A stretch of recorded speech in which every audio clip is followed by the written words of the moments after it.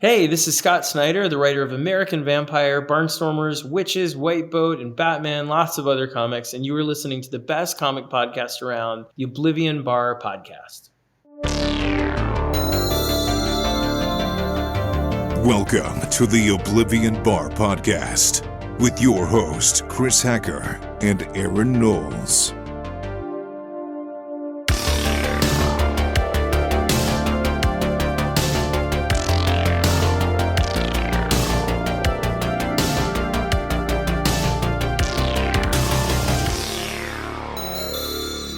Hello, everyone. Welcome to episode 154 of the Oblivion Bar Podcast, the official podcast of the Fantasy Shop in St. Charles, Missouri.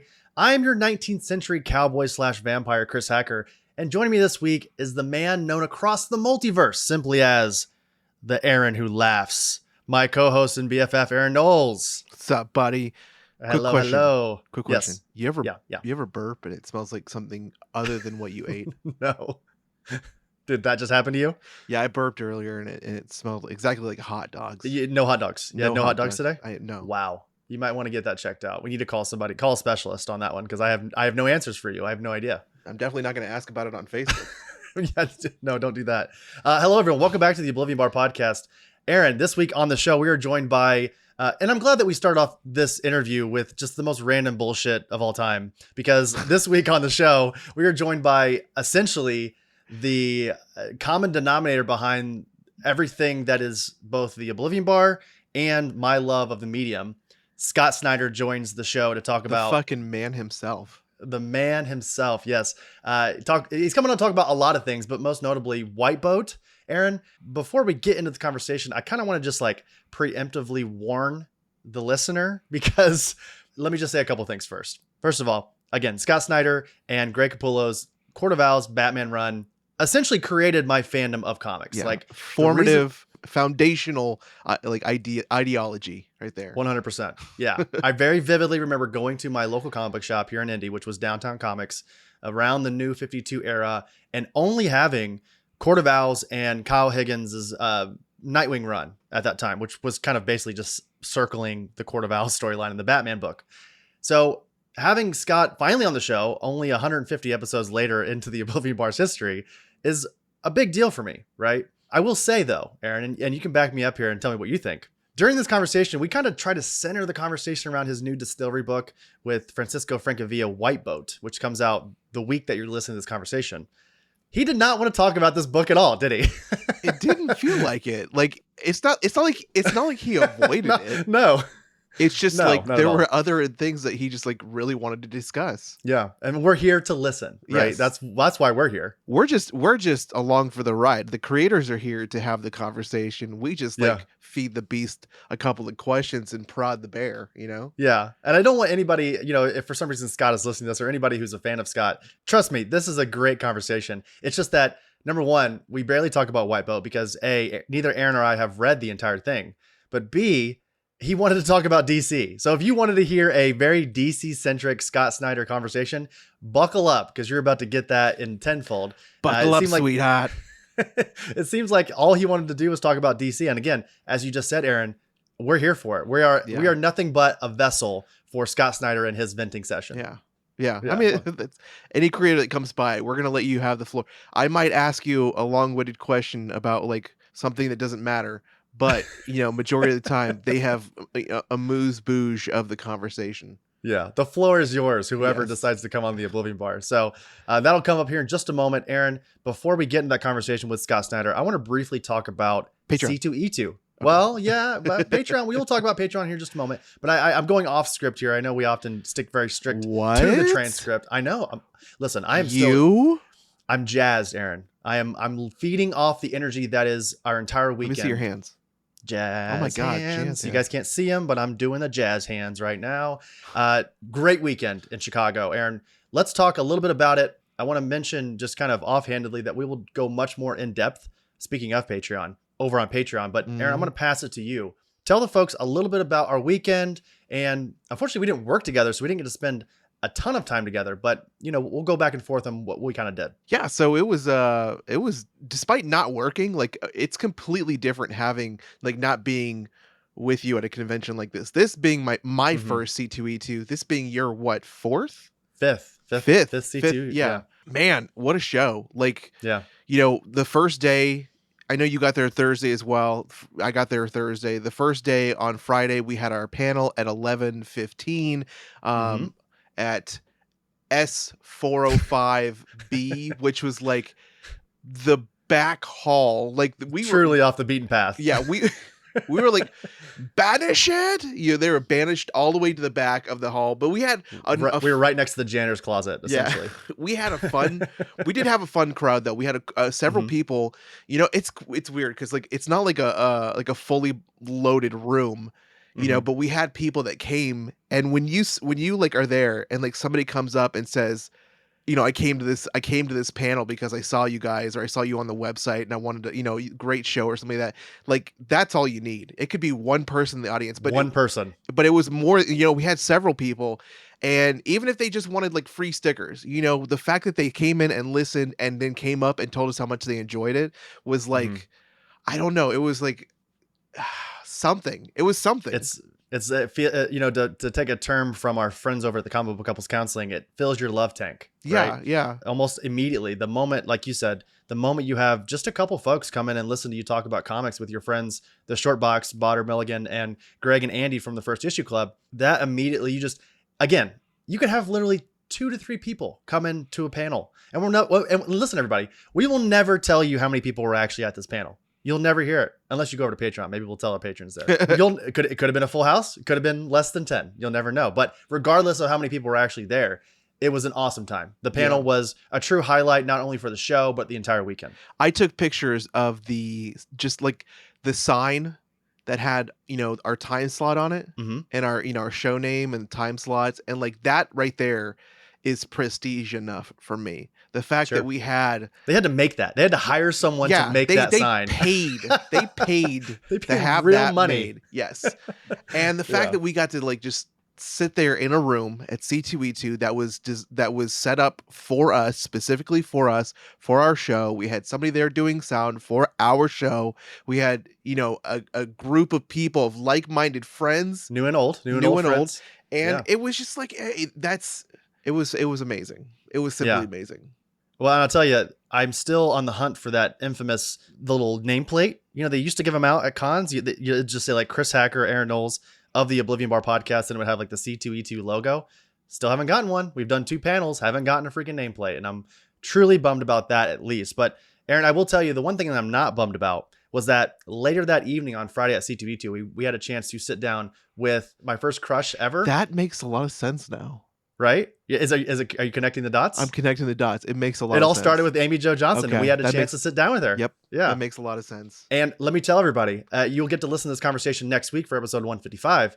Truly wonderful. Like an absolute gem of a person. It was so great to talk to her. I'll tell you, we didn't talk about it at all in the weekend or during the conversation, but re-listening to that episode while editing it, Amy has one of the most infectious laughs ever. So keep an ear out for that when you're listening to the conversation, because every time she laughed, Aaron and I remember one time she laughed. We actually got like a couple guttural laughs out of her.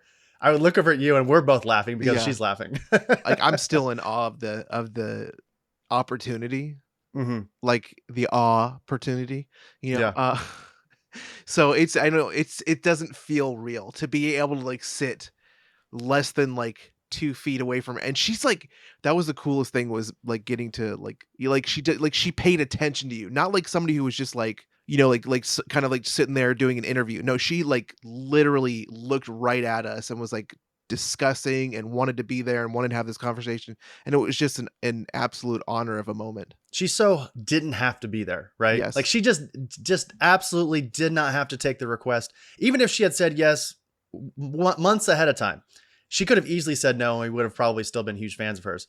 But the fact that she followed through, and she was very tired during that conversation, as were we. We all had long days at the con. But I'm really proud of that interview. I'm really proud of how we all kind of band together and made that happen. And the conversation we had was something that I think the listeners are really going to enjoy. We'll talk more about C2E2 over on Patreon. If you give a crap about any of that, episode 124, that'll be our episode. I think it'll come out the week before this episode with Scott Snyder. But speaking of that, Aaron, briefly, Patreon.com/Oblivion Bar Pod. We just said it. For your support, you could have access to the grid, which is what we are just talking about, our weekly bonus podcast, episode transcripts, early access to these normal episodes you're listening to right now. And Aaron will give you a special shout out at the end of each of these Oblivion Bar episodes. It's the best way to support the show. Everything that we get from Patreon goes right back. We funnel it back into the show to make it better. And it's something that, again, speaking of filling up your love tank, anytime that Aaron and I, when we get a new patron on for the Oblivion Bar, we send it to each other. We get all excited. We consider anybody who listens to the show a friend, but the Patreon members, the programs, as we like to call them, and David, those guys truly they're special. They have a special corner in our heart. Absolutely. They've cornered our heart. That's right. That's right. Well, okay, enough preamble. We have to talk to Scott Snyder again, basically created the story that created my love of comics. Let's get into that with comic book writer Scott Snyder. Hey, Aaron, how do you like to read your comic books digitally? Chris, it's funny that you should say that. I just started buying and reading my comics on Omnibus. Ooh, interesting. I actually heard from a little birdie. It's actually backed by some of the top publishers in the medium. It also hosts an extensive back catalog from Image Comics, Boom Studios, Dark Horse, Ahoy Comics, Titan, Vault, and many more. And most importantly, Omnibus supports in-app purchases. That little birdie's called X now, but also Omnibus has officially made reading and buying comics digitally the easiest it's ever been. Wow, that's incredible. And you know what I'm going to do, Aaron? I'm actually going to go right now to my iPad iOS device and download Omnibus. And then also right after that, I'm going to go follow them over on social media at the Omnibus app. Omnibus, for fans, by fans.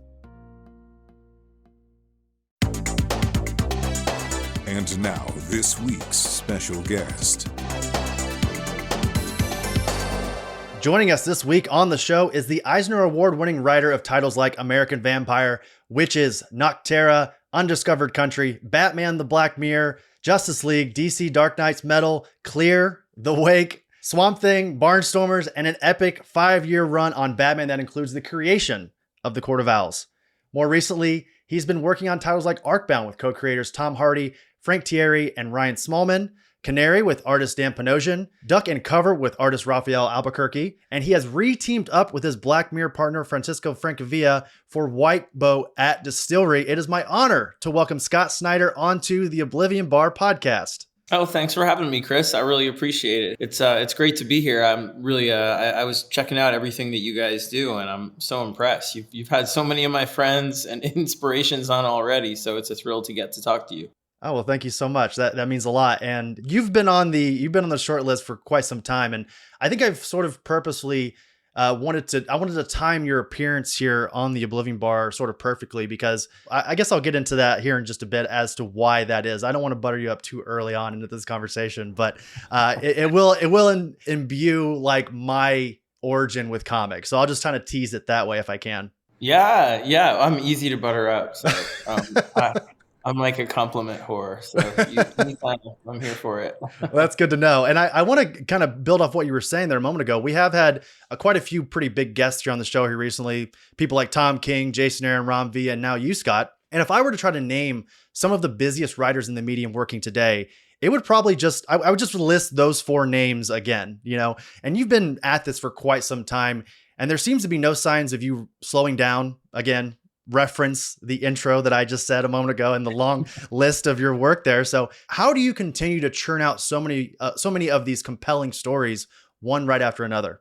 They're more staggered than it seems as they come out. A lot of them are sort of worked on at different times, but I mean, the real answer is honestly, like, I spent so much time at DC pouring all my creative energy into those characters who I love, and I love that job. And I know there are rumors about going back and doing more stuff, and I am excited to do that soon in some capacity, excited to plan some big things there.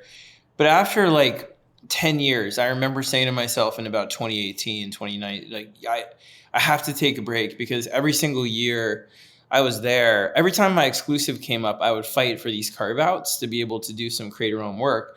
And they would give them to me, and then I wouldn't use them because I didn't have any energy.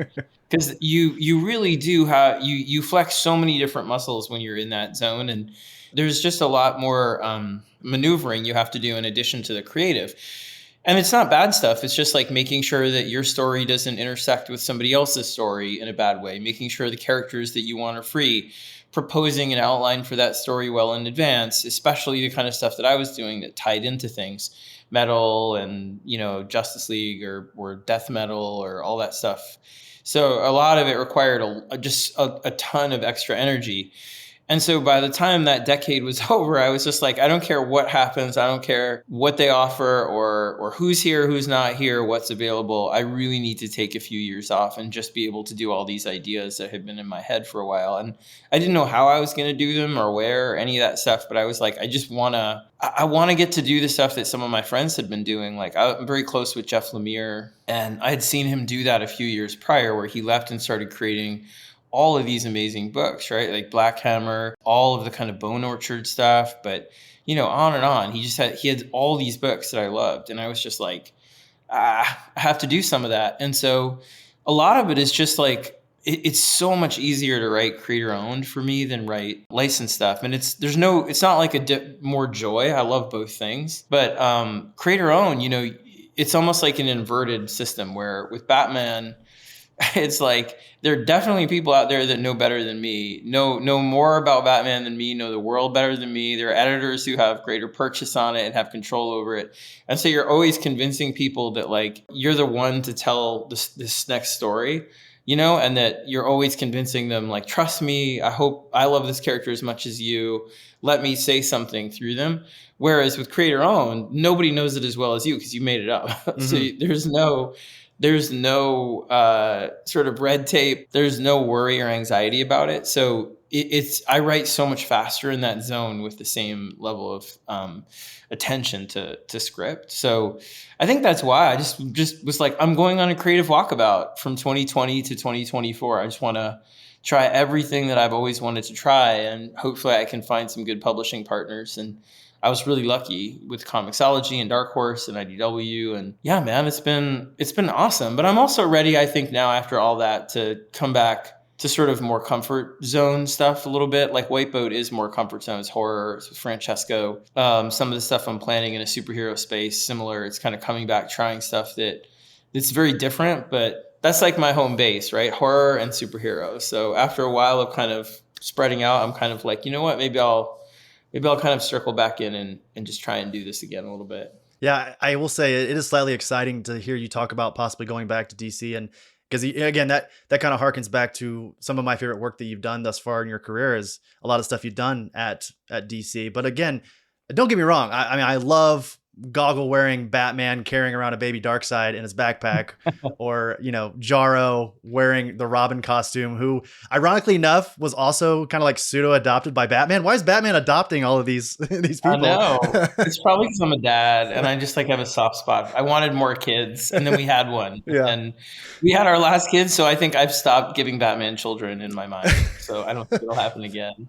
Well, my point is that what you're doing with Distillery here currently, and also like you said, a lot of your creator-driven work at publishers like Dark Horse and Image Comics, and this new endeavor with Arcbound, it's just been really cool to see you take all these big swings. So I think I'm kind of two minds here with this, because I love what you're doing now, and I also am excited to see when you eventually get back to old Detective Comics. Yeah, man. Well, I kind of feel like, thanks. I appreciate you saying that. I mean, I teach this class on Substack, and like it has the same two kind of twin rules that it's always had back when I taught college and undergrad or grad. Like I've taught forever, and I always had these same rules, and each one is from one of the sort of best writing classes I had. One is like you have to write the story that you would like to pick up that day more than any other one. It doesn't matter what it is. If it's political, if it's space opera, it doesn't matter to me. You just have to bring that. And then the second thing is, you have to really try and stay the most exciting writer to yourself, like at all times. And, for me, that sometimes that means trying things really outside my comfort zone. Like some of these books that wound up coming together the best, like Barnstormers or Canary or Dudley, like those are, or Book of Evil, a prose book with Jock. I mean, those are books that are far outside my comfort zone where, I don't do a lot of historical fiction romance, or I don't do all ages, and I'm very, I used to do prose, but I'm really scared of it and rusty. So being like, you know what, I want to try these things and just kind of not just for experimentation, but because I have an idea for a book that fits that, just prove to myself that I'm not afraid to do that. Because the truth of the matter is, like, at this point, there is like a safety zone, right? And the safety zone for me would be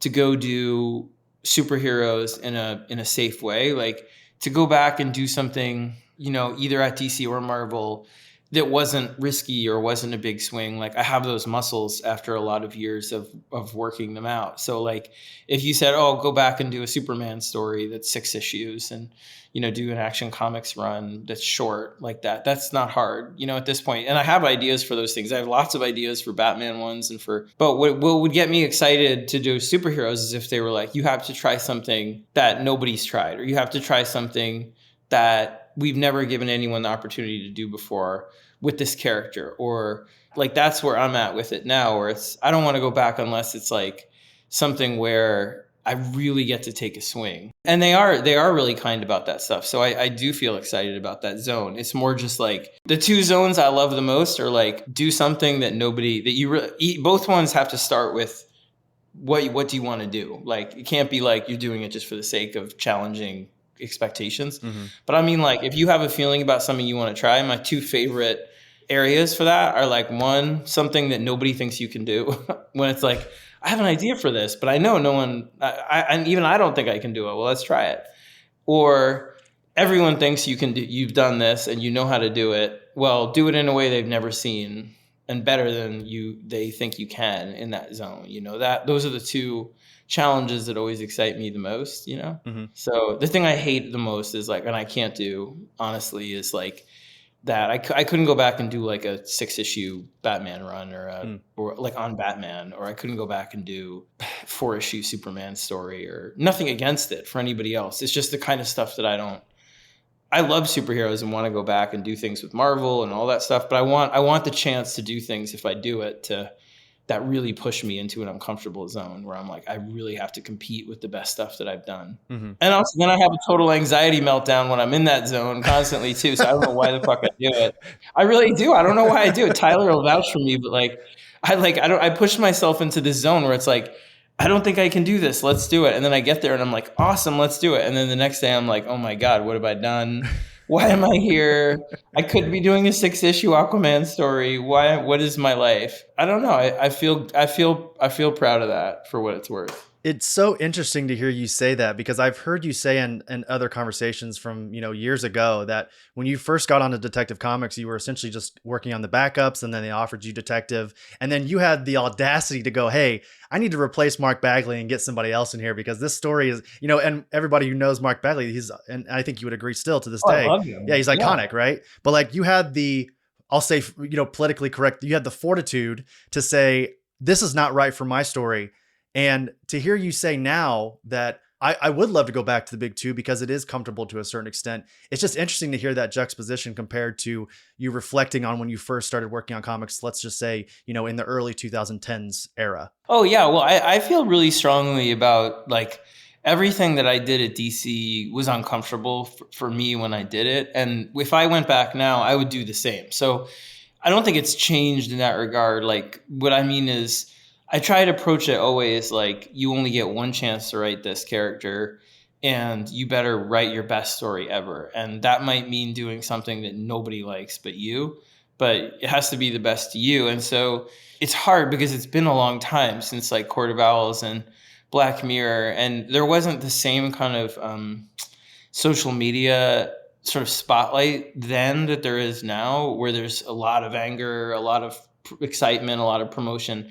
Twitter and that stuff was relatively new back then in 2010. What we're doing right now didn't exist back then. Right. Really. And so the thing I'd say is like, I got a lot of hate for what we did back then. Sure. Like the first issue of Detective, I got so many angry things because why would you made Jim Gordon a terrible father? That kid grew up to be a psychopath, possibly. What's the matter with you? Who do you think you are? You can't come in and change stuff that. Mm-hmm. Yeah, I mean, I got a lot of that. And then with Court of Owls, I got more of that because you think you can give Bruce a brother, and why would you do that? And you can't mess with the Wayne family. How dare you? You've been on the book a year. And and like all that. And same with, you're making him look stupid because Bruce didn't know about this organization.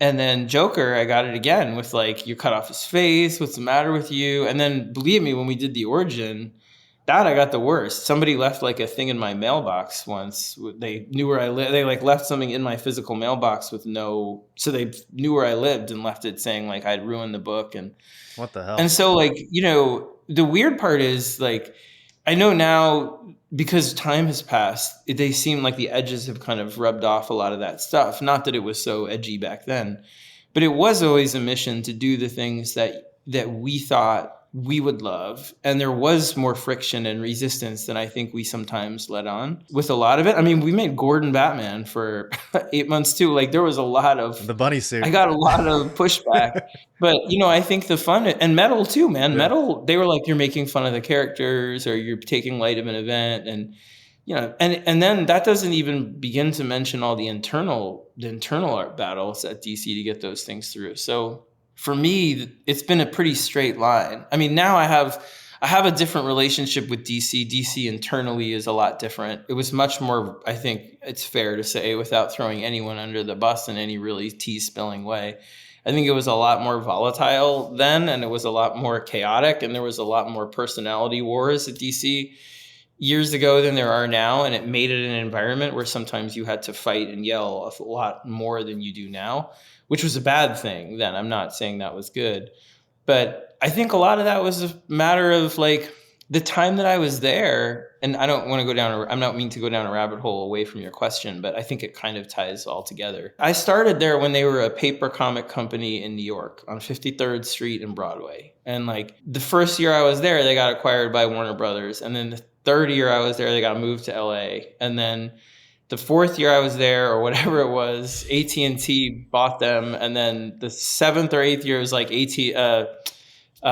Discovery Plus or whatever came in. Mm-hmm. And again, then now it's a whole nother revolution. And so the problem was sometimes like nobody knew who their boss was, at the time, or you knew for a while, but you didn't know who was coming. And so it became, people in that environment sometimes get very excited to take a big swing or very scared of taking a big swing. And so it's internally or politically at companies where there's that kind of volatility, regardless, not throwing anyone, shade on any one particular person, it can just cause for a lot of different desires. Some people want to climb the ladder in the West Coast and become movie people. Some people just want to go back to New York and hate it. Yep. And there's a lot of this. And so you have to fight all the time to keep them like, this is what we're trying to make in this comic over here, this thing. This is what it's about. This is why it matters. This is what it is. And so, yeah, I feel as though it's always been that, like for me. So when it started on, like you said, Detective Comics, it was immediately like, this is my one chance. They're going to fire me after a year. I want it to be if I just swing for the fence, and I don't care how angry they get. I'm going to fight as hard as I can to get it. If I can't, that's okay, but I'm going to try my best. And the other thing I would say, and this kind of speaks to some of the stuff I think the conversation in comics lately too, is like, it's really hard to make like a full living in just comics. It really is. Like, it's a really hard field, and it's in a corrective period now after years of sort of IP overinflation and all that kind of stuff, and companies sort of chasing that. But the point I'm trying to make is that my generation coming in, I never thought I'd make a living doing it. I always had another job. Until I was 3 or 4 years in Batman, I taught like pretty full time at colleges and stuff. And I only gave it up because, my wife was going back to work. Mm-hmm. And so the point is like, I always tried to keep it so that I could always say to them, well, then I quit. If you're really going to step on something you said I could do and now you're afraid of it and it was approved, then I'm going to have that leverage to be able to sincerely be like, I quit. And there were twice I actually did. Mm-hmm. And I was like, I'm not doing this anymore. I'm really out. Like, I'm done. Can I ask where out in the run this was? Because I know you said in other interviews, it was you, Jonathan, and Greg basically locked arms and said, if you do this, we're all done. There were 3 times, I think, overall with me and DC. There was once, with me and Greg and Jonathan, when they tried to make us change the name and they got scared of Metal right at the end when it was about to come out. They just didn't know if it would sell, and they were afraid that it was like, it was a very fraught moment, if you remember 2016. And they thought initially before it came out, people would want something darker and more political. And my mindset was like, they want the opposite of that. But this is actually a story about this moment. It's about seeing through the anger and the division to collectivism. And that's what metal was sort of about, was sort of being afraid of all the worst versions of yourself and tempted by them, and then saying, I'm going to find the better one, all the evil Batman and so on. So they really got scared and were like, we want you to break it into 2 parts and then split it over a year. They basically wanted to destroy it. They were like, put 3 issues of it over here and then like another 3 issues of it in a year or 6 months or whatever. And I was like, what does that mean? Like, what is that? And they were like, it'll be 2 things. It'll be like DC Dark Knights, and then it'll be like DC Metal down the line, like when we get there. Like they were never going to do it. So it was like this kind of like they had taken us into a room to like execute us essentially. And so I was like, I don't know what to do. And Greg was really funny. Greg was like, well, we quit. And I was like, well, how do you want to quit? And he was like, just don't respond to anything they say. He's going to kill me for like giving away his secrets, but because he's like, don't ever tell my art of war. But anyway, I was like, I can't not respond to them. Like, what if Jim Lee calls or something? And he's like, no contacts, no, just silence. And I was like, oh my God, what am I doing? But like, we really did. We were all really radio silent, and they eventually came around and were like, no, you can do it as one thing. And then I love how that worked. I don't know. I couldn't believe it worked, but then they were really happy. And then they were very kind and celebratory, and they all had like the metal guitars and all that at the party. And it was a lot of fun. And once it went through, everyone was relieved. And I understand why they're afraid, but I think that's kind of that's a lot of the hard stuff, is they're not just paper companies anymore. They have these strange masters that sometimes they know and understand, and sometimes they don't. And so in the early years of that, I think it was very angering, because there was a kind of, why isn't this just comics? Why do you care about like who's above you or what promotion you can get into TV or animation? Why do you care? Like, This is what we came here for. And as I'm older and kind of see people's life trajectories, I understand why it was the way it was, but I still feel the same way. I still feel like, don't do that. Right. But at that time I was much more like, rah, rah, rah. Like, like what? Anyway, the point is simply like, from Detective Comics to now, despite or because of and in spite of all of the kind of volatility in comics, it's always been that way. You always approach it, I would argue, for any creator out there, approach it like you could quit. And I know if you can't, then don't, obviously, but I would always try and create something for a trapdoor for yourself. Have another job, honestly. Because the thing is, if they come in and they tell you to do something, I'll tell you this, like, sorry, I feel like you asked one question. And then I love it. Keep it going. I sometimes like, I had friends. I remember, I'll tell you, I had one editor. I had this like big fight with them about Court of Owls. It was the first time I ever had a fight with them. We were a few issues in and hadn't come out yet. But we were a few issues into like production. And I was like terrified out of my mind, man, because I was like, this is going to be Batman #1. And I thought I was nobody. And like, why did they do this to me or give this to me? I have no idea. I was just so scared. It was like I've said it many times, but it's like getting plucked out of Little League and then pitching in the World Series. And it's always your dream. But you're like, I just wanted all those years in between to get good enough for it. Mm-hmm. But when they offer it to you, you can't be like, no. You know what I mean? When they're like, do you want to do Batman? What if I said no? So I was like, yes. But then you're terrified because you're not good enough in your head. But a few issues in, I got this call from them and they were like, well, listen, we have some news. We decided you can't call it Court of Owls. And I was like, what do you mean you can't? What do you want me to call it? Like Parliament about what? And they're like, no. We want you to use bats. And I was like, what do you mean bats? And they're like, just make it bats instead of owls. And I was like, it can't be bats. And they're like, yeah, it can. Or make it something else. What about like just something else? And I was like, what's the problem? And they were like, well, you just can't. Like, I don't know. It's Warner Brothers says you can't. I'm like, well, who's Warner Brothers? Like, who are you talking about? Which brother do I need to talk to right now? We're still in New York. So I was like, what boss is like out looking over your shoulder? I knew they were moving, but it was like, what? And so they were like, this is before they were moving, actually. So I didn't even know what they were talking about. Mm-hmm. They were like, Warner Brothers is our new boss, and they say you can't do it. And I was like, well, I don't understand. And they were like, also, you can't use James Jr., you can't use Thomas Wayne Jr. We want you to make it his like uncle or I don't know. And I was like, well, that ruins the story. And you've already approved it and we're already in it. And they were like, no, you just can't do it. And I was like, but can I talk to you about it at least? Can I make a case? And they were like, fine, you can make a case. So they scheduled a time the next day, and then no one called me, and there was like no one on. It was before Zoom. There was like nobody called, and so I was like, "What the fuck," And then they call. Oh, sorry, we forgot. Tomorrow you can do it. This is Thursday. So I was like, okay, all right. So Thursday, nobody called me again. They were just like, I don't know if they were messing with me or what. And so Friday, I called them and I'm like, what is happening? Like, you guys said that I could talk to you, and they're like, yeah. We talked to them again, Warner Brothers, and they just said you can't do it. So, have a nice weekend. And I was like, what? Have a nice day, I guess. Oh my God, dude. So I was like, no, I'm coming in to talk to you. So I drove into the city from my house. I'm like a couple hours out of the city. Drove in, and I was deliberately looked like I was in my pajamas, sweatpants and my glasses and looked like a lunatic. I came in.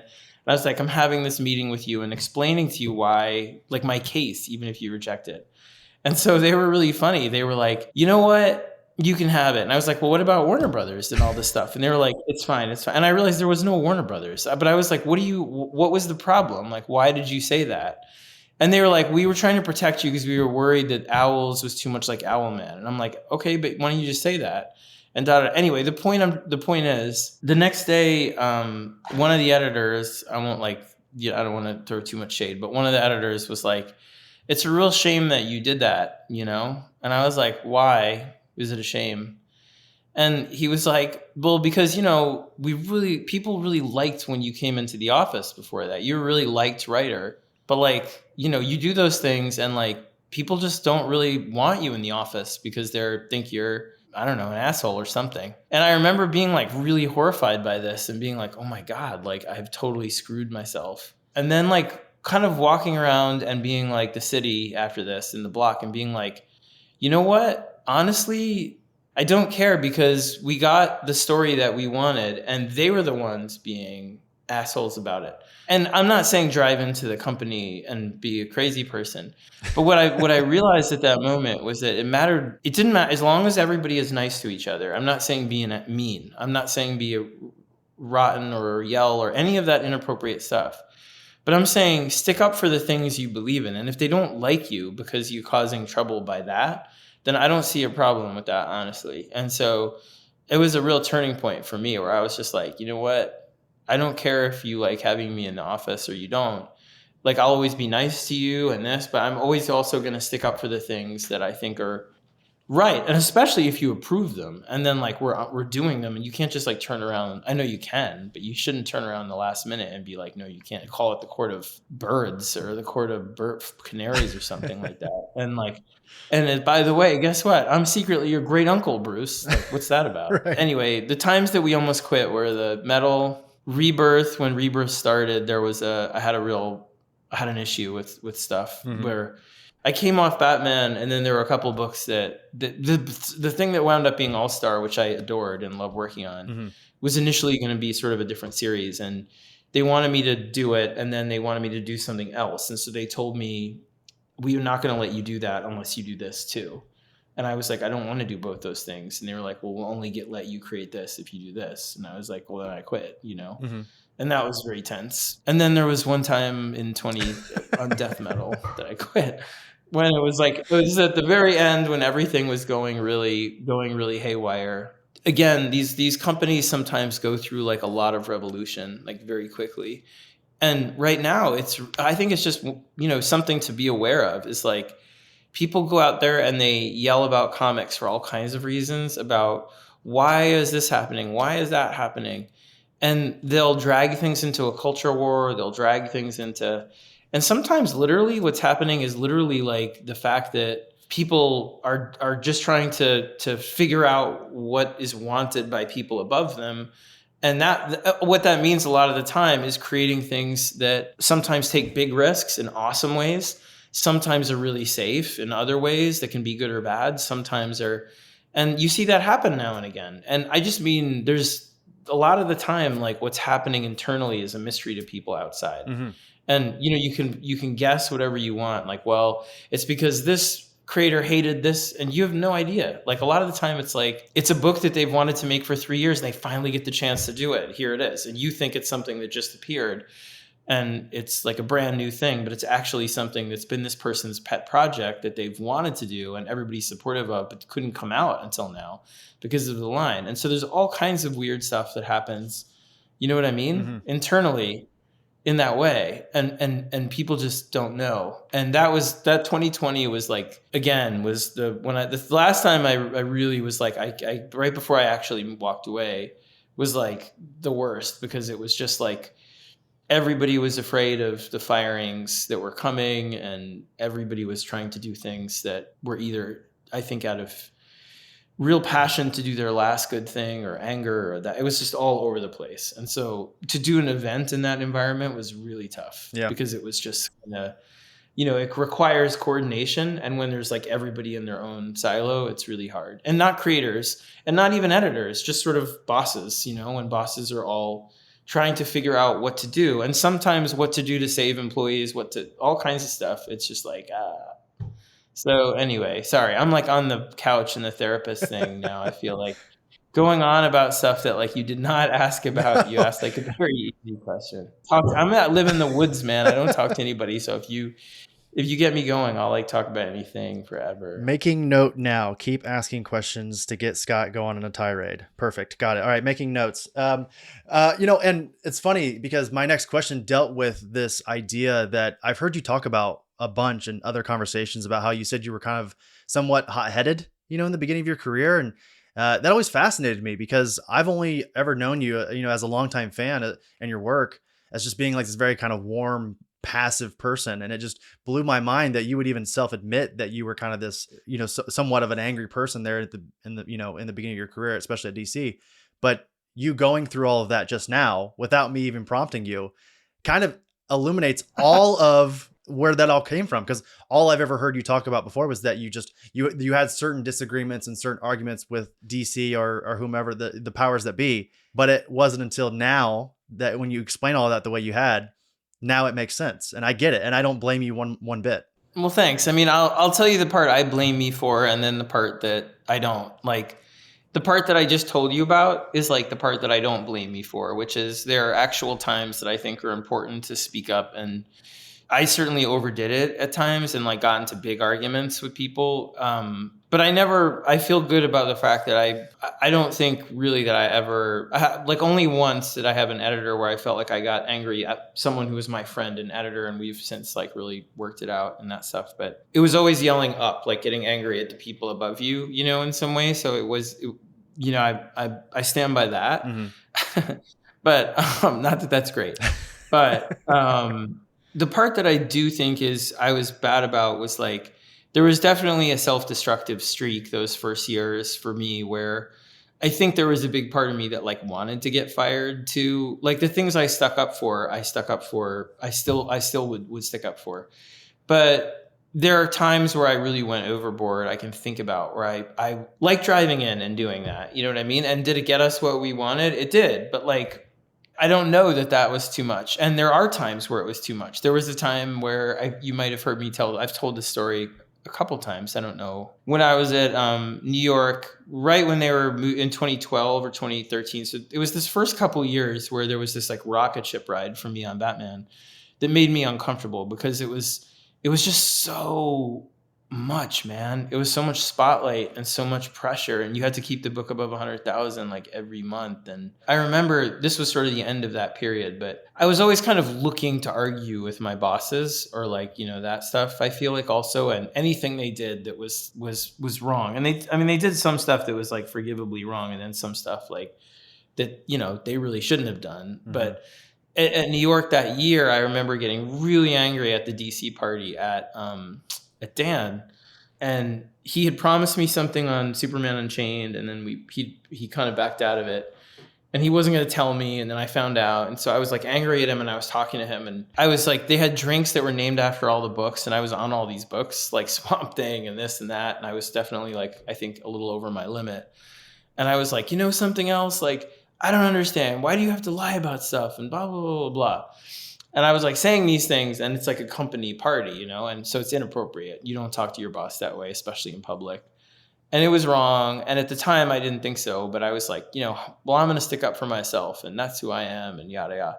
And then I left the party in kind of a huff, and then I went to the Marvel party on 53rd Street, 57th Street, or whatever at McHale's. And by the time I got there, it's like 10 blocks away from where the DC party is. Everybody at that party was like, did you just get into like a physical fight with Dan DiDio? Because that's what everybody is talking about. That's the rumor right now. And so I was like, no, of course not. And it was actually Tom Brevoort, who I didn't know well. I don't know well, but like we have the same comic store. So I knew him before I broke into comics, who called me the next day and was like, listen, like I should be like rooting for you to like flame out because we're at competing companies, but you have a chance to like really have a career, and you're blowing it by acting the way you are. And it completely like ice watered me, where I was like, yeah. And I'll always be grateful to him for that. And that was, 10 years ago or whatever. It just got me like, you know what, straighten out in terms of like, yes, you can be angry and you can stick up for things, but you've got to get rid of this, like, please fire me because I'm so stressed all the time to it as well, I think, which was unhealthy. And then, it went away, and I feel like, the last number of years, even when I quit, when it was like 2020 and that stuff, it never got like that. It was more just like trying to be reasonable and being like, this is really, not working, and this is crazy. Yeah.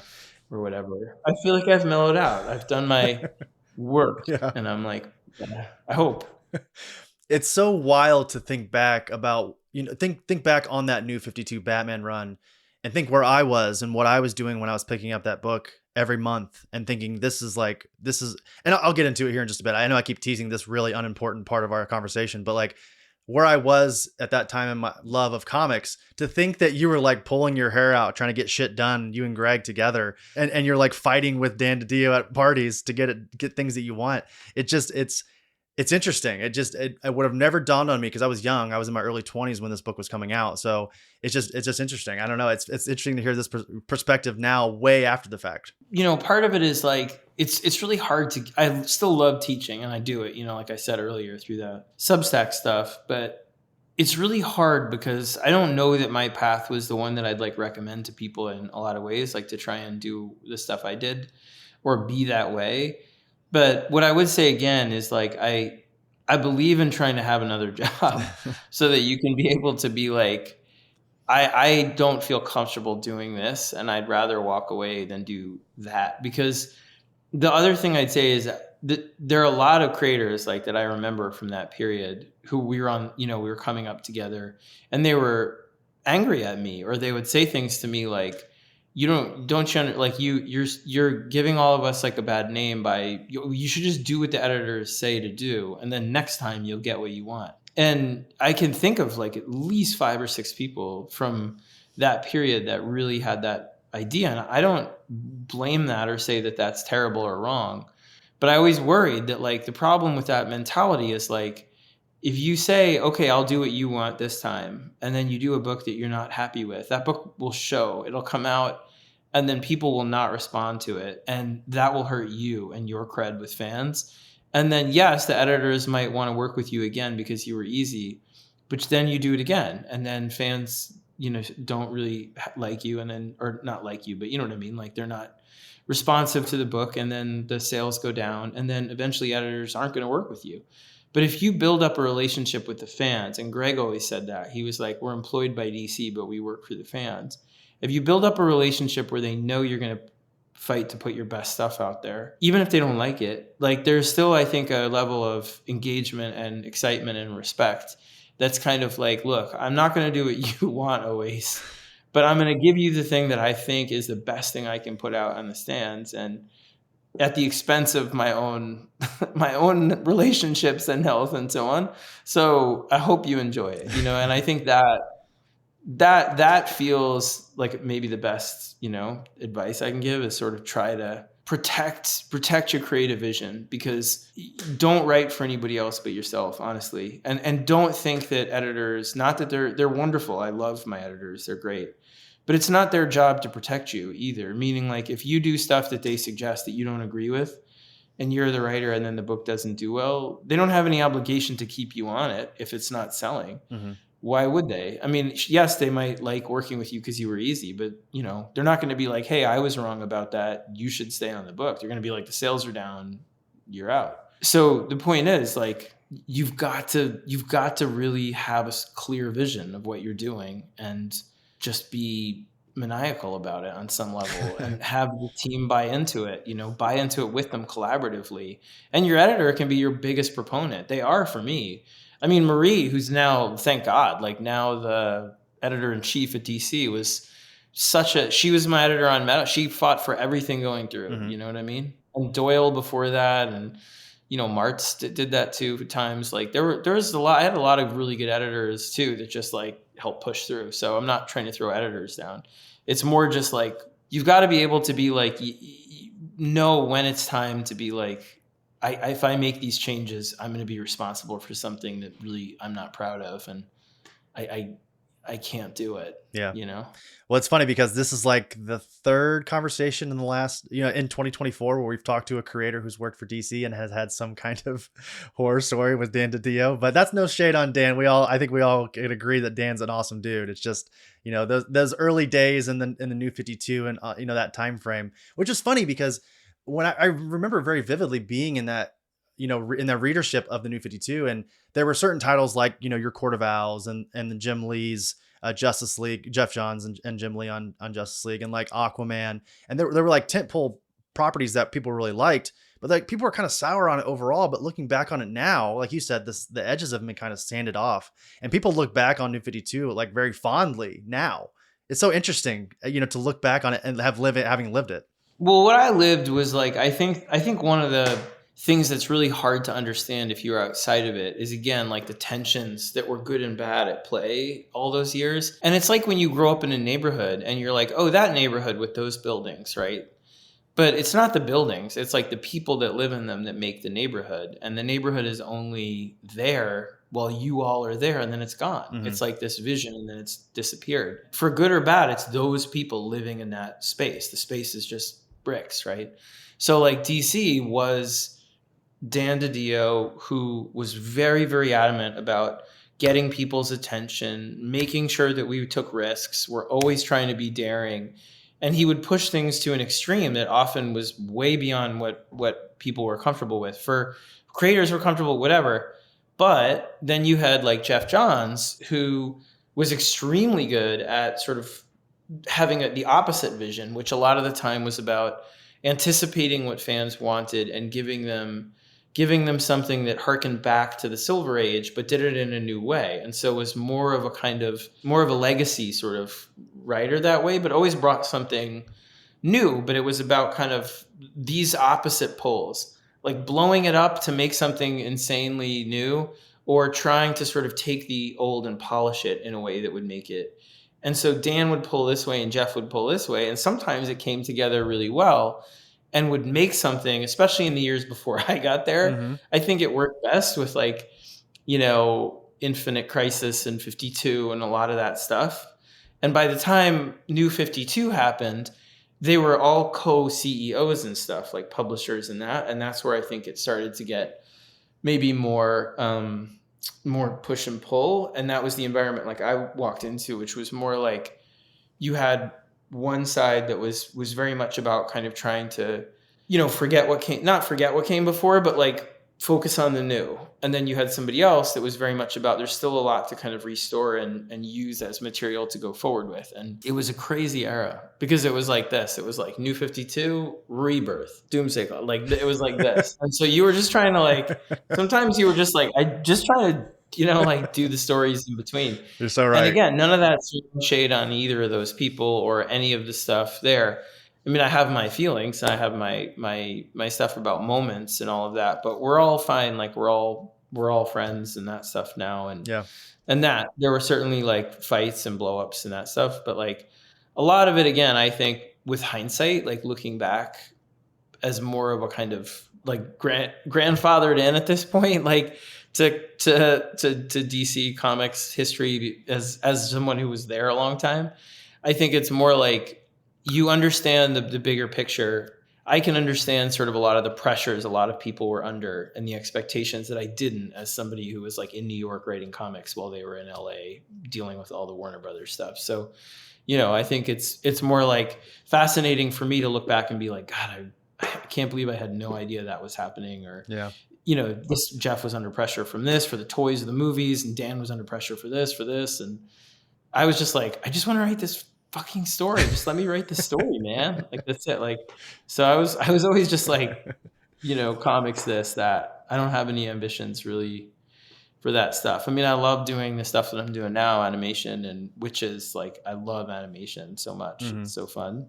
But I don't have big ambitions to like move into film and TV and any large way live action stuff or any of that, really. Sure. Well, I want to kind of pick your brain a little bit here because my co-host and best friend Aaron, who isn't here with us today, he actually had a question for you about DC's Dark Knight's Metal, and this will kind of conclude our conversation about DC, kind of encompassing. He adores your and Greg's dark corner of the multiverse. The Batman who laughs and the Grim Knight and all that craziness that very much all plays into what he loves about the DC universe. And it's been almost 7 years since Dark Days of the Forge was released and began that insane event. And knowing how successful it was now and getting to partner with Greg once again and tell that badass story, how does it feel reflecting on, and we've kind of talked about it a little bit here thus far, but how does it feel reflecting on that series now in 2024? Oh, it feels great, man. I have like they gave me a guitar. It's like right over here. Oh, metal. Oh my gosh. Like, it's kind of a microcosm of everything, like a DC for me is what it really was. Because at that point, like, I had sort of been doing my own thing a bit with All-Star Batman and then, with Justice League. And I remember being like, it was Justice League came after Metal. So it was Metal itself. The first Metal I was sort of off to the side. And I remember being like, I have this idea for this. First I called Greg and I remember being like, I have this idea for this crazy thing. Do you have like 20 minutes for me to like pitch you the story? And he was like, all right, go. It's going to be called Metal. And he's like, I'm in. And I was like, I had this whole PowerPoint of like, it's a Joker dragon and this. And then he was funny though. He was like, I'm in. And he was serious. And so the thing with DC with it was like, I went there and I was like, look, like, I know this isn't the typical event that you're doing. And it feels like, I know we lean dark and you want to do a dark event.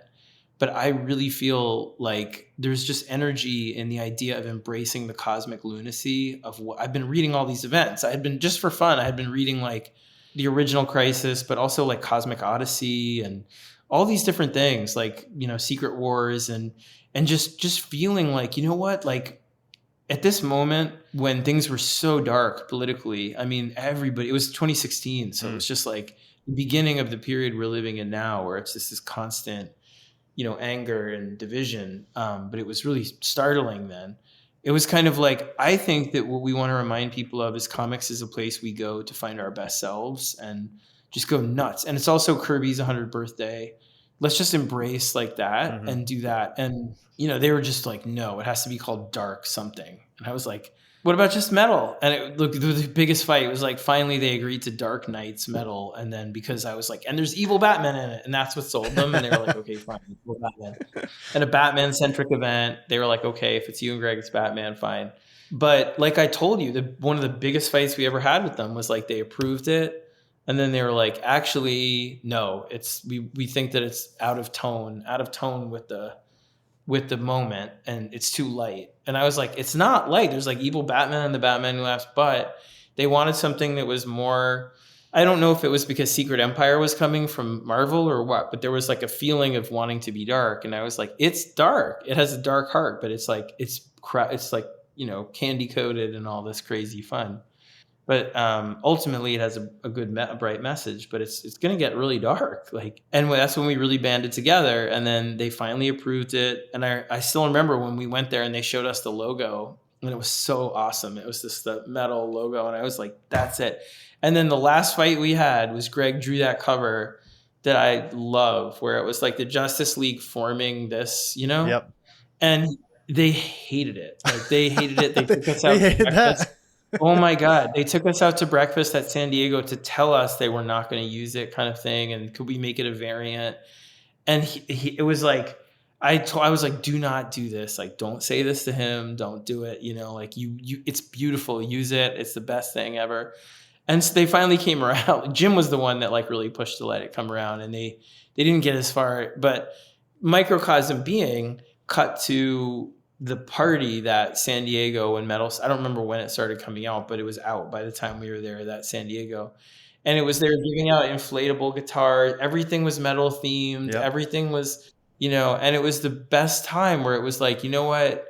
I get where you guys are coming from. I know why you were upset or worried about it. You had legitimate fears. Like you, like we all fought, and now here we're all going to party, and it was all fine. And you supported us in the end, and you supported us. They went out hard for it, and they were really good about it. And so it kind of like represented everything about DC to me, where it was like the whole experience in a nutshell, all of the kind of bad and good and all in one place. And death metal was similar. It was just death metal was had a more sort of a more personal message for me, but also happened at a time when DC was really going through a lot, and so it was harder to like steer that ship, you know, where it was sort of like, actually, we need you to do, at one point they wanted us to do 2 months of tie-ins, which I was like, that's way too much. And they were like, no, you're going to take over the line. And we need you to do it. You're going to do like 64 books. And I was like, 64 comics you want us to do? And they're like, yes. And they flew out here to my house, like, and we made a big whiteboard, and there were amazing shit on it. It was like Sergeant Rock and the thing. And it was like Aquaman and it was really cool. It was all like metaled out, and it was like, oh, beast mode. And it was like swamp rock, and it was all kinds of crazy shit. It was going to be fun. They were all like one shots, you know, and 2-issue things. Yeah. And then they were like, actually, we need you to totally cut that and just do like 10 issues. We don't have the time before we might all have to. It was like that. So you just never knew what was coming. You were always in a defensive crouch. But again, it wasn't on any, it was just more the climate. So anyway, yeah, that was metal. I love metal. I'm so proud of it. It makes me so happy to see those designs. I adore it. And I read it now, and I read death metal, and I love them, but I also can't believe they let us do it. Where I'm like, Jesus, we really got away with this. Like, I can't believe they let us make Batman like dead and the Lord of the Dead and kill everybody. And what the fuck? Like, they gave us a lot of leash. Can we set the record straight really quick? I have to ask. This came to mind while you were talking about all this. What's the first appearance of the Batman Who Laughs? Is it the Teen Titans book, or is it the Batman Who Laughs tie-in? Well, it came out on the same day, and the thing I'd say is, like, I would always pick the one that Greg drew, Sure. So I'm going to pick metal Okay. number 2. But they're concurrent, so we always sign them both. Greg signs the other one too. So okay, I was just curious because I remember I worked at a comic shop when Dark Knight's Metal was coming out, and that Teen Titans book blew up. Like, people wanted that book so badly. And of course, it was a tie-in. It was a random issue, I think, of Teen Titans. So yeah, it was totally random. And it was just funny that people were freaking out about it. But I want to kind of switch gears a little bit and talk about horror, just horror in general, because you're obviously known for horror. Like, that's kind of your bag, right? And you've already created some all-timers, right? Like Wytches with Jock. You've got American Vampire with Stephen King and Raphael Albuquerque. The Wake with Sean Gordon Murphy. And I want to share some with you. I read a study from Ascend that says, as humans, our obsession with horror stems from a combination of a multitude of chemicals in our bodies that release while experiencing fear, our curiosity with the finality of death and the moments that lead to it, and sort of like our primal accomplishment of embracing fear and the inherent possibility of death and conquering that while consuming horror entertainment, kind of like over encompassing. That's a long-winded way of saying endorphins plus tricking ourselves that fear is, real, right? So as someone, who clearly has a true affection for the genre, what are some of the elements of horror that keep you so interested in exploring it?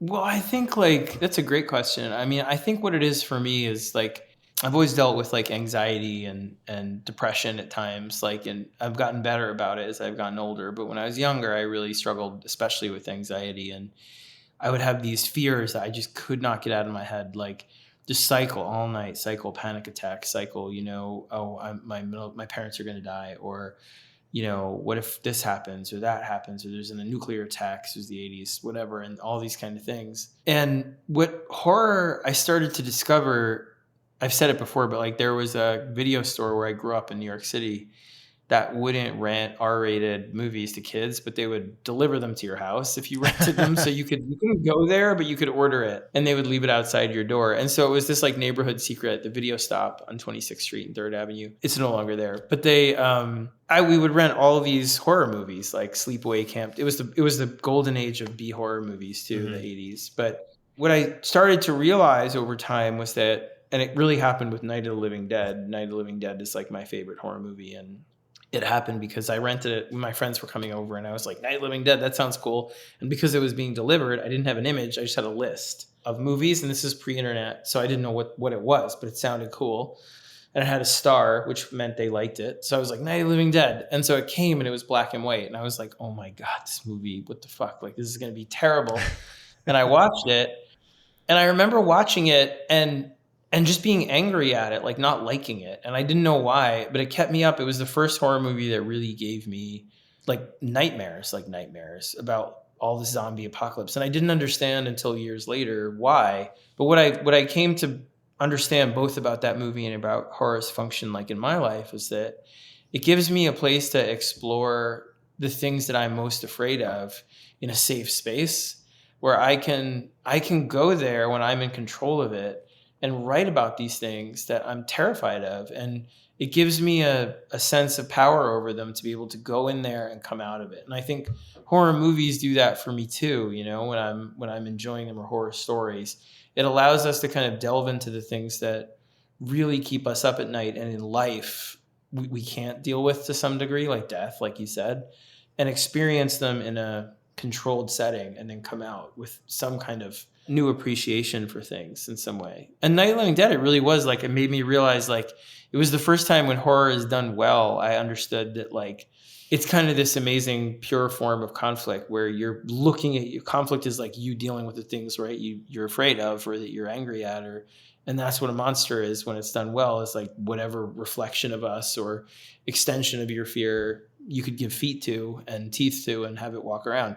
So like Night of the Living Dead is like all the characters you think are going to live die, right? Like the spoiler, but it's like 70 years old or whatever, 60 years old. But it's like the young couple or the hero Ben or any of them, like they all Barbara, and you'll find it in the work, like, right? So I kind of work through themes at different times for better or worse. So if you look at like 2012, 2013, we had just had another kid. We had our second kid, and my career was like taking off.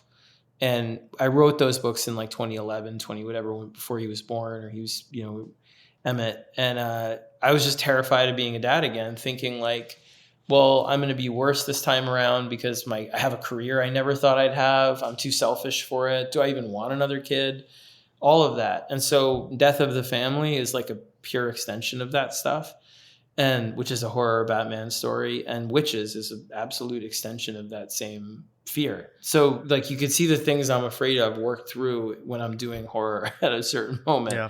Like now too, White Boat and has similar themes to a couple other things I'm working on that I can't talk about, but Dungeon has similar themes to White Boat and that stuff where it's working through certain fears, so horror gives me that way in. Some people will ask me, why do you love horror? Because I love horror, a lot, like in movies, entertainment, comics, all of it. And I thought about it quite a bit. And I think what I've come to the realization of is that it offers a feeling that I don't feel very often, I'm 6 foot, I live in the Midwest. Like I don't experience fear very often. And I saw Hereditary when it first came out. And that was like the greatest feeling of like euphoric fear. Like it was haunting. It was the imagery just like burned into my brain like a cigarette burn. And I've just been like chasing that feeling ever since, and I get that sometimes. Like for instance, when I read Wytches for the first time, I remember the kind of the opening with the mother in the tree. It's pretty visceral. And it's the opening scene of the cartoon. Yes, too. Nothing changed. Just there's only more blood in the cartoon. So you'll see. But yeah, I find it so fascinating that kind of our relationship with horror, and also our, what I just said, our fascination with horror, and how, again, I think you're one of the forefront horror writers in comics today. And we're going to get into White Boat here in just a moment, but I just wanted to pick your brain on why you thought, like, where did that fascination truly originate at? I think it's that. I mean, I think it's, I was a kid that really worried all the time. And, when you have anxiety or you're like, again, for anyone out there that has it, like for me, everyone experiences it differently, but like it can be pretty frightening because like it feels like you have a fear and then that fear will not get out of your head. And every time you think of it, if you don't treat it or you don't kind of figure out ways of making yourself kind of break that cycle by like being like, I'm not going to think about that. I'm not going to call my friend and ask if that fear is rational. Mm-hmm. I'm going to go for a walk. If you can't break that, what happens? It gets worse. And when it gets worse, your body starts reacting as though it's actually a real fear. So at its worst, it'll be like, let's say I have a fear that like my kids are going to die or something like that. There's no reason to be afraid of that, but I'll think it like, well, what if they do? And my body will act as though they are. Like I feel absolute panic, like I'm having a heart attack, and you sweat and you like your heart goes, and it's terrible. And it like takes a minute for it to go away, and then you're finally calm, and then 5 minutes later you have the same thought, and it happens all over again, and it just exhausts you until you're like, and so.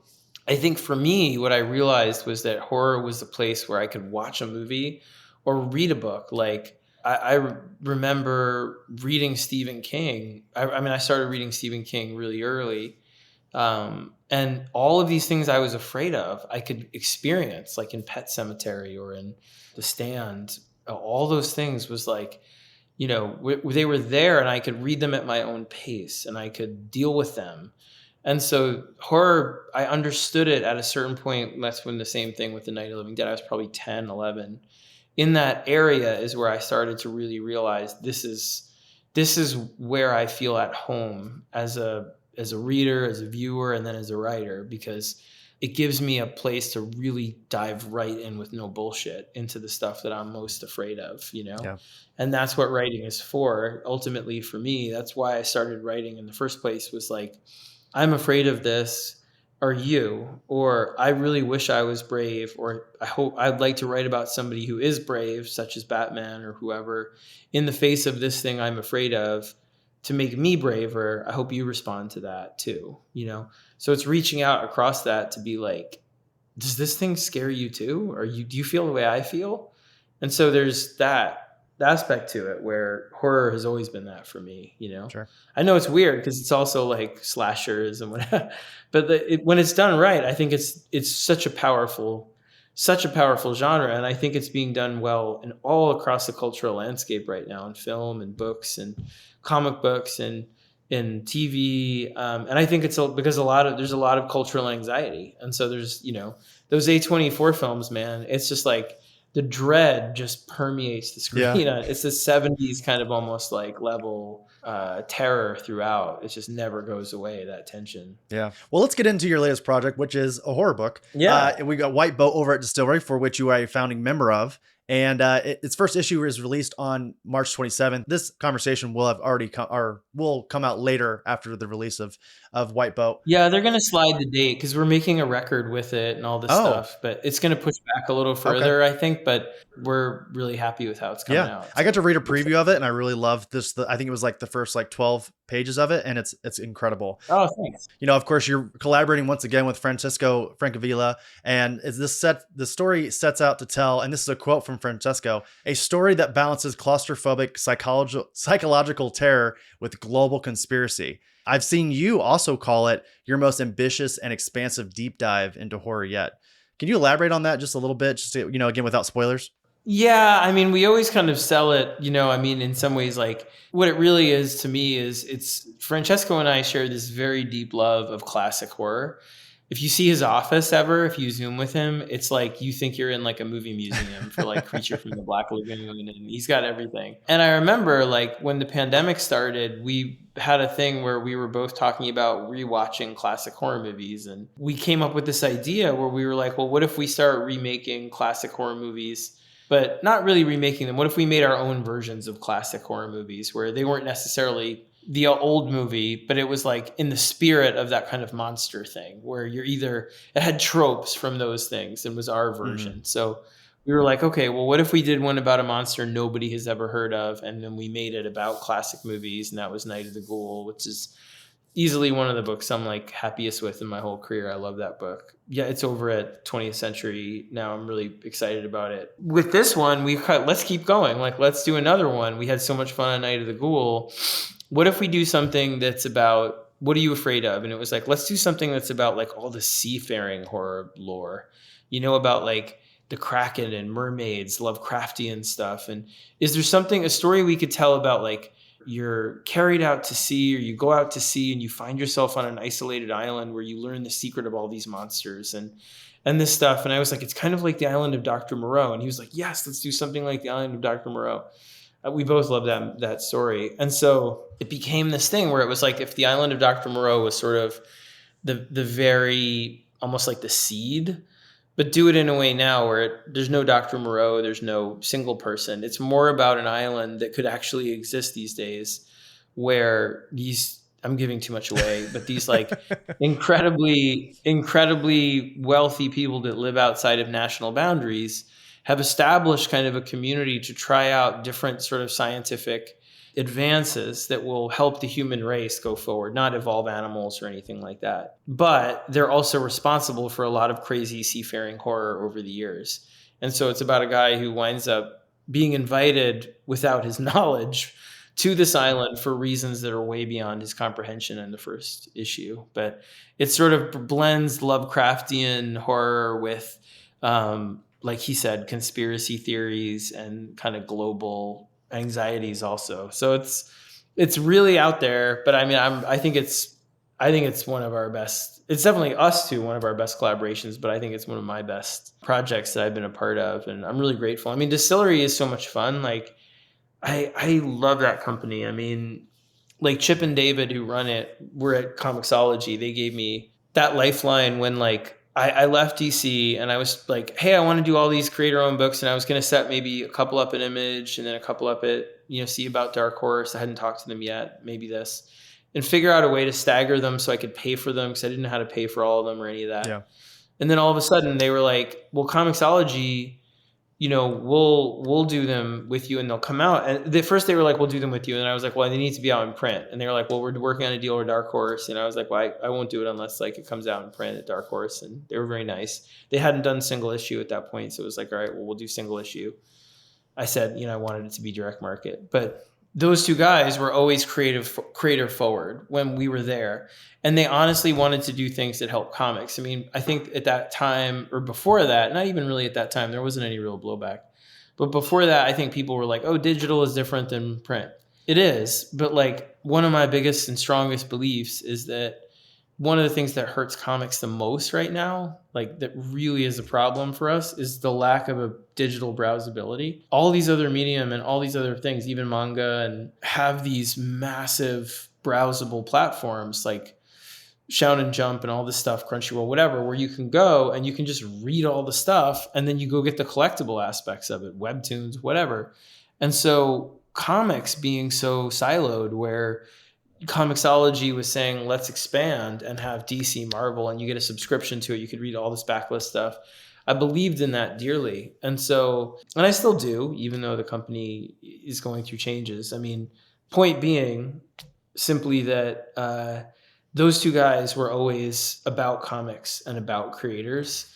And the fact that they decided to start their own company and be like, look, we want you guys to own it, where you all have a stake in it. I have a percentage in it. James has a percentage in it. Jock. These are all my closest friends. Becky. These are people that inspire me on the page and also love as human beings. And be like, we can all own a company together with people that we know, we trust, has been wonderful. And the books that have come out from Lisa, Tula, and Becky, and from Az and Eduardo, Blood Brothers Mother, I just read it. It's so good.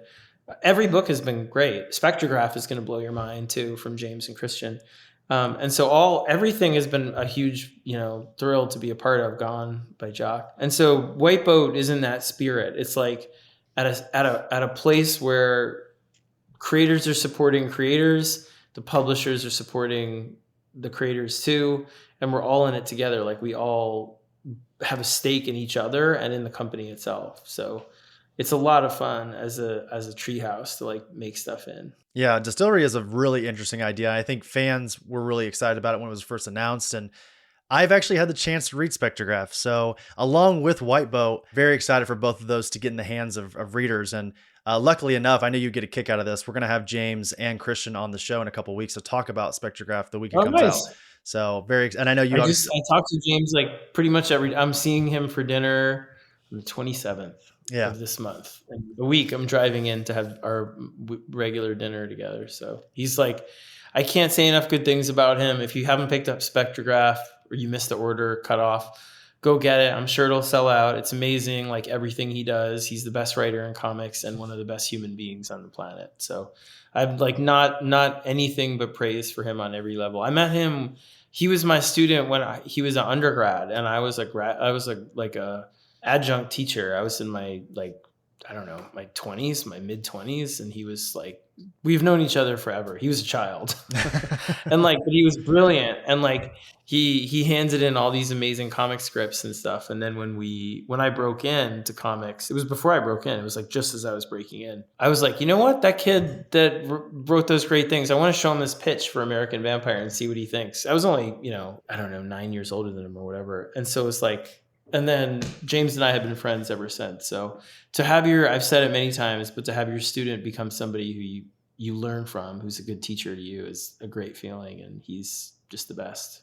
Yeah, it's been really cool to see him kind of ascend over the last couple of years. And he's like also not only one of the best writers in working today, but also one of the most business savvy in the entire industry, with Tiny Onion. So, oh my Lord, I ask him all the time for advice now with that. I'm like, because it's funny too, like to see everybody with different ambitions. Like I'm very conservative in a lot of ways. Like I always felt like this job would not last, like it would never last. And when I got married to Jeannie, we were kids, and I remember saying like, I'm going to be a writer. We met when she was in med school and I was in grad school for writing, and she was her part of her work study was to be the receptionist in the writing program. So I was like, oh, she's like this, super cute woman who works here. And she was like a doctor who was way smarter than me and all this stuff. And anyway, the point is like back then when we met, I remember saying to her when it got serious, like, I am never going to have a career where I'm the one making any money. Like you will always be the provider in that regard, but I will take care of the kids and do anything to make this work. And so like, for me, I've always proceeded like I've won the lottery. I can't believe I make a living doing this. And then she does, she hasn't worked. Like it's me, that I've been the one doing all this, like in a lot of ways. And that's been a huge joy when she can take time and do what she wants. And then, all of it is like just trying to, so I always act like it's all going to go away at any minute is the way I feel.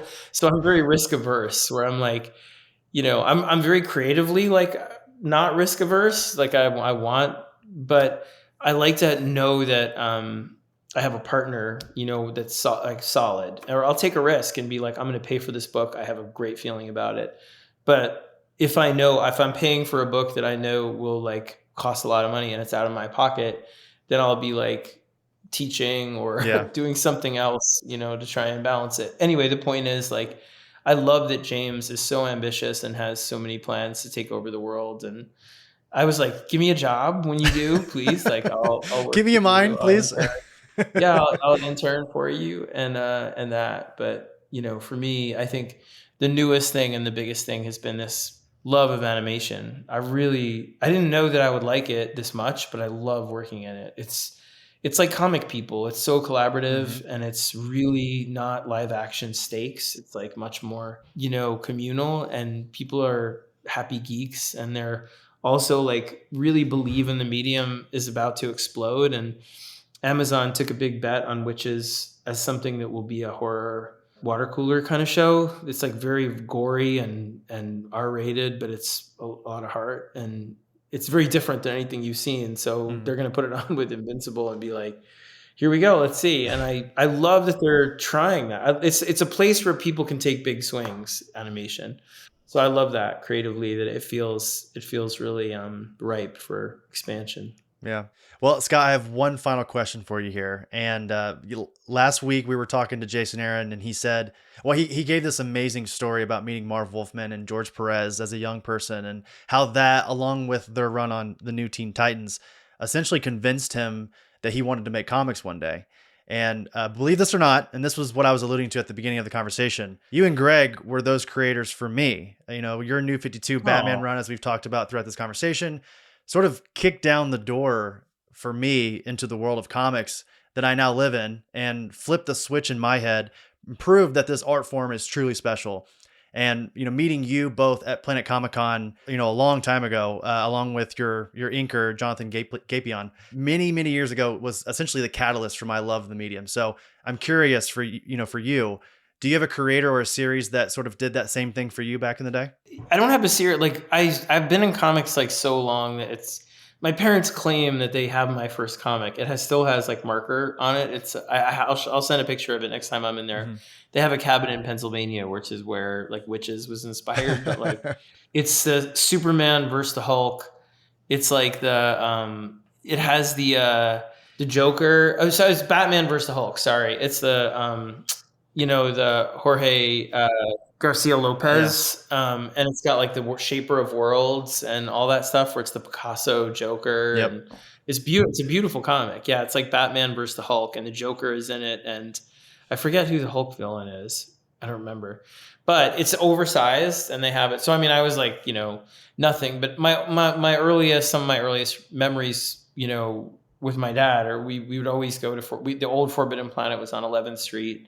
They had an upstairs and a downstairs on Broadway. It's still kind of over there, but they moved a few times. But it's and I grew up down on the Lower East Side in 21st Street in East River, and we'd go there on Wednesdays. So what I remember was like always loving comics, always reading comics. But The Dark Knight really was, as cliche as it is, like the book that like just blew my head off. I still have my original 4 issues, all beaten up, but I grew up, like I said, in New York City, and that book, between that and then Year One, I don't know how to explain how real that made Batman to me, where, the fears expressed in Dark Knight Returns about being nuked and like, the city falling apart, and this kind of, the New York City was like a mess in the 80s. And there was this feeling that this book was happening in the real world in a lot of ways. And it felt so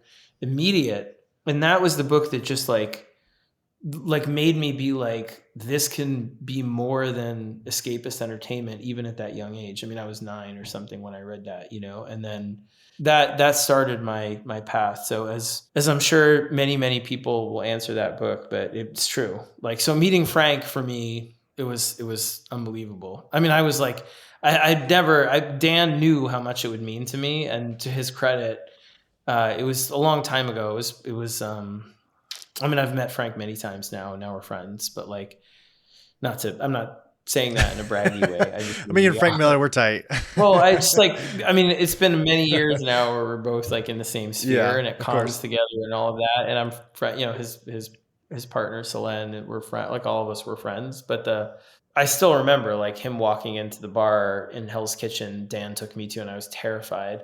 And Frank walked in, and I had just it was when I was doing 0 Year. So I was doubly terrified, because I was like, he's going to think I'm rewriting Year One, and what am I doing? And I'm never as good as that, obviously.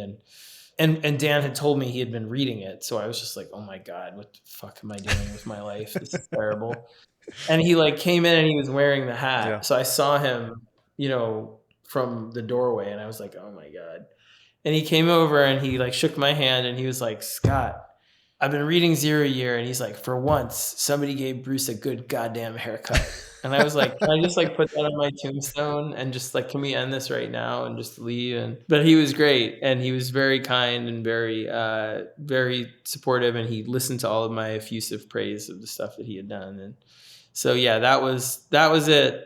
And I can tell you one other story that like meant a lot to me, and it's this page behind me. I have a page behind me on my wall. I was 13, and now I wanted to be a comic writer, an artist at the time, and I had like a portfolio of copies that were horrible with like everybody Image at that time. Or they weren't Image yet. It was still Marvel. But I went to a con at the Penn Plaza Hotel, and it was Todd McFarlane was there, and it was my 13th birthday almost, and I had saved up like a few $100s to buy a page, and the line for him was like 3 hours long. It like went all the way around, and I waited with my dad forever, and I finally got up to Todd, and he had already, he'd been there for hours.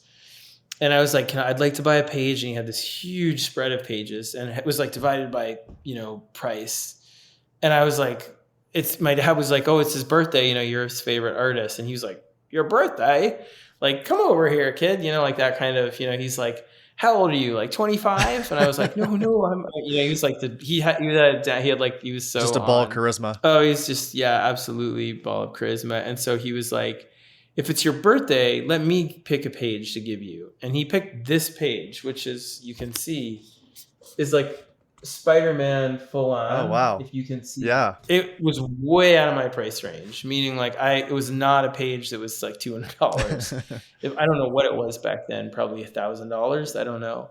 But he gave it to me, and he drew me a Spider-Man on the back, and it says "Happy Birthday, Scott" on the back of that. And I'll never forget like that to this day. It hangs over my desk, not just because it was the first comic art I ever owned, but because it burned into my brain. Like, if I ever make it, that's how you should be all the time. Like that.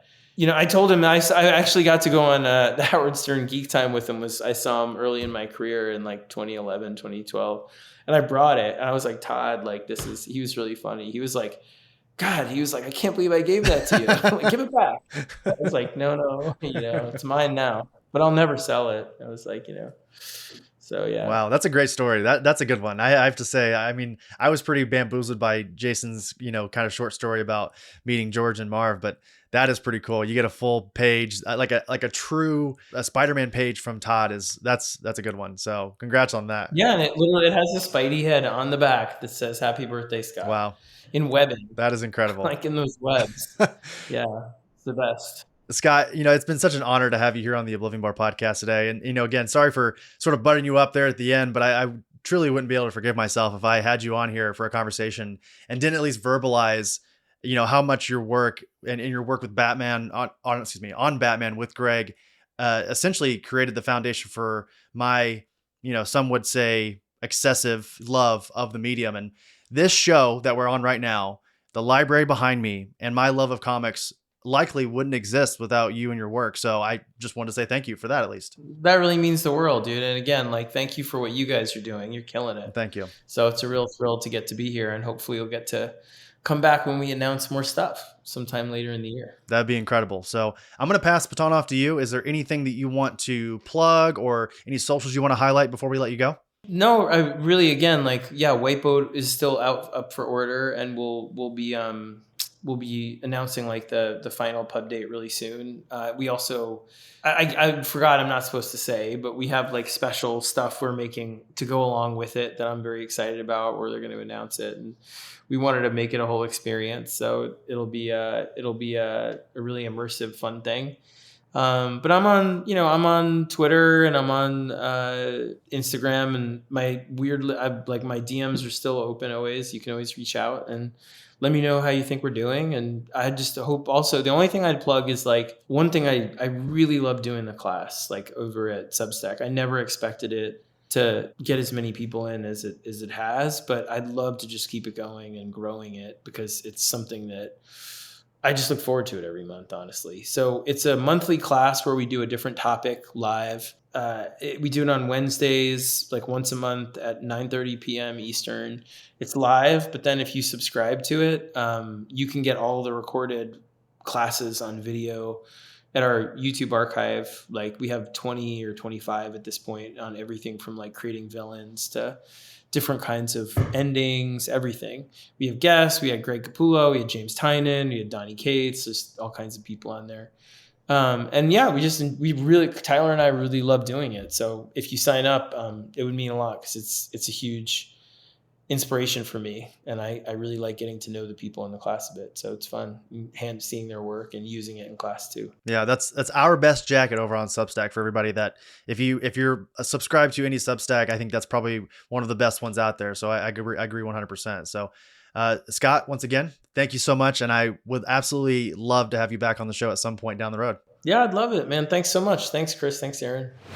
Alrighty, there's that conversation with Scott Snyder. As we said, wonderful conversation. Glad that we could sit on the couch and listen to Scott talk about all things DC. He really truly gave it to us, Aaron, in terms of giving us an inside look about of that time frame with the New 52 and all the things that were happening behind the scenes. And I think he even mentions in the conversation that he is going to be making a return to DC here soon, which is exciting. I don't know if you noticed this, Aaron, but we have had a lot of horror creators on recently. People who specialize in horror, and it's not even, it's like, what is it? It's May. It's not even, it's not even October yet. It's not spoopy season yet. We're talking to these horror writers. That's why we ask the question every single time. We're like, why is horror so popular these days? I'm pretty sure we bring that up almost every conversation about the popularity of horror, but it's like, that's just the way it is. And it's not just because of the fact that it's horror, but it's some of these stories are just amazing horror stories. They're just stories that happen to be horror stories, but they're fantastic. And I'm so excited for so many of them.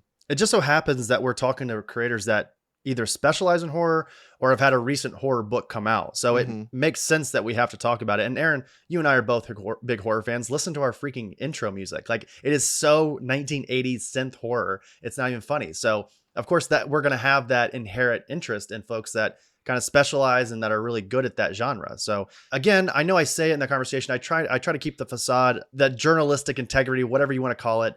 But I mentioned there at the end, Scott, again, just one of my favorite creators of all time. If nothing else, if he was to only create Batman Court of Owls, just that story alone, forget all the other incredible stories he's done, he would still be a very central pillar in my fandom of comics.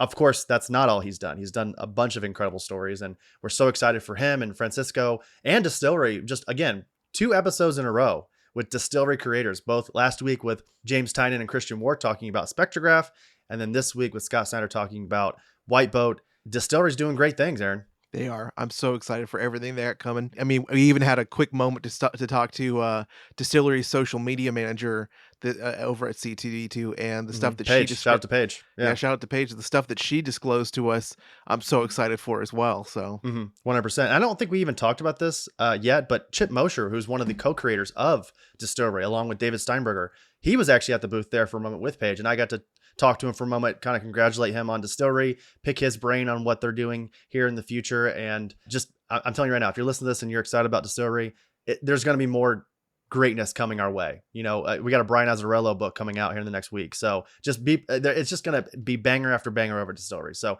once again, thank you so much, Scott Snyder, for joining us here on the Oblivion Bar podcast. That's another milestone, Aaron. We haven't done a milestone in a while. Put that in the milestone bank. But speaking of milestones, next week on the show, we already mentioned her, but Amy Jo Johnson, live from C2E2, live from the Intercontinental Hotel. Now that we can say that live because she's not there anymore, but live from the Intercontinental Hotel, downtown Chicago. We talked to Amy Jo Johnson about basically her beginning career at Mighty Morphin Power Rangers, sort of what else she's been working on outside of, since then, I guess, since the 90s.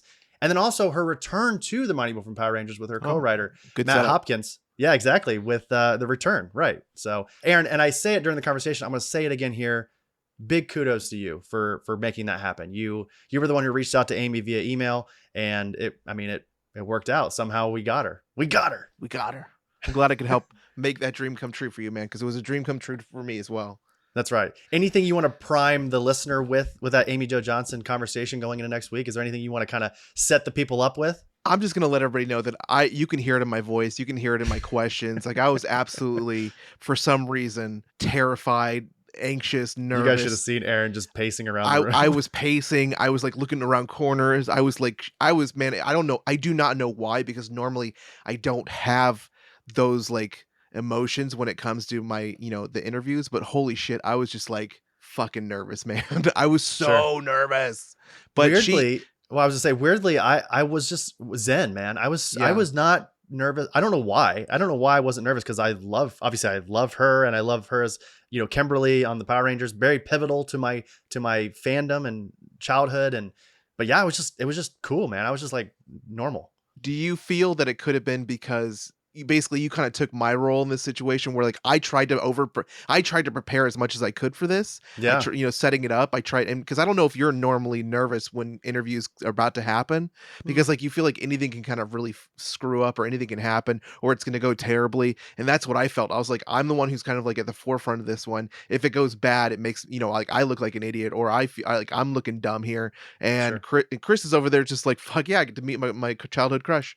I had like my legs crossed. I was like totally cool. But she had like a calming aura about her. Like when she, 100%. and I say it in the conversation, like I say it several times, when she is talking about the things that she's truly passionate about, she just exudes this like calming energy. And it really, you can hear me start to calm down towards, the middle and the end of the conversation, because I'm just like in awe of this energy that she's giving off.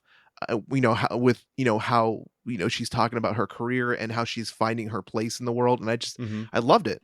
I think that's where I kind of got it. If maybe she had been a little more, antsy, a little bit more nervous, maybe I would have felt that a little bit.